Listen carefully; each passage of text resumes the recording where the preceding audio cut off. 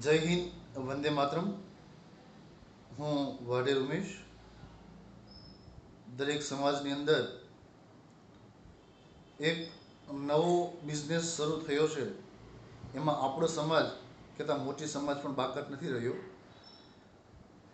આ સમાજમાં બિઝનેસ કંઈ એવો એટલે કે એને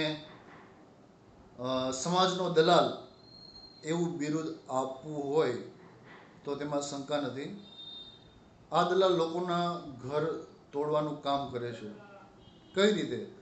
તો કોઈ પણ વ્યક્તિને ઘરમાં પત્ની સાથે ન બનતું હોય તો તેવા ખોટા આક્ષેપો મૂકી અને મહિલાઓના ફેવરમાં રહી અને પુરુષોને દબાણ આપી અને ના છૂટકે તેમને છૂટા છેડા લેવાના આવા પ્રશ્નો જે હોય એ નોર્મલ પ્રશ્નોનું મોટું બિરુદ આપી અને છૂટાછેડા સુધી આ પ્રશ્ન લઈ જાય અને એ છેલ્લે પુરુષને દબાણમાં રાખી અને મહિલાઓના ફેવરમાં રહીને આવા ખોટા આક્ષેપો નાખીને જ્યારે છૂટાછેડાના પ્રશ્ન ન કરી અને જ્યારે કોર્ટ કચેરીઓમાં પણ આના સમક્ષ રહી અને પુરુષો પાસેથી એટલે કે છોકરાઓના મમ્મી પપ્પા અથવા છોકરાઓ પાસેથી પૈસા પડાવી અને એનો બિઝનેસ એવો કહી શકાય કે છોકરીઓના છૂટાછેડા કરાવી અને છોકરા પાસેથી પૈસા લેવા અને જે છોકરીનું છૂટું થયું હોય એ છોકરીઓનું બીજે કરાવી અને ત્યાંથી પણ છોકરાઓમાંથી પૈસા લેવા.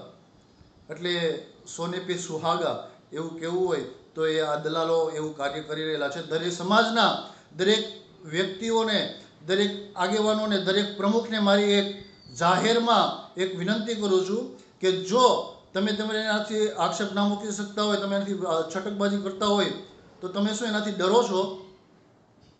શું એ તમારો છોકરો, તમારો જમાઈ કે તમારો વેવાઈ થાય છે? જો તમે આની સામે કોઈ પણ પગલાં નથી ભરી શકતા તો જાહેરમાં તમે રાજીનામું આપી અને પ્રમુખમાંથી છટકી શકો છો. આવા નીચ કામો થનારા સમાજની અંદર મને એવો કોઈ રસ નથી, પણ આવનારી પેઢીઓને માટે ખતરો એક ખતરા સમાન કહી શકાય.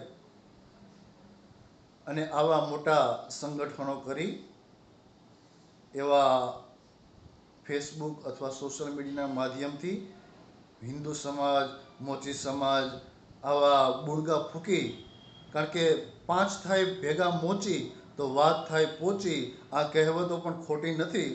એટલે આવા તત્વોથી સમાજને દૂર કરો અને તમારાથી કાર્ય ન થતું હોય અને તમારાથી આવા એક્શન લઈ ન શકતા હોય તો તમે પણ પ્રમુખ અથવા આગેવાનોમાંથી રાજીનામું આપી અને આવા સમાજને ખોટે માર્ગે દોરવાય ન, એ મારી વિનંતી. જય હિન્દ, વંદે માતરમ, જય સ્વામિનારાયણ.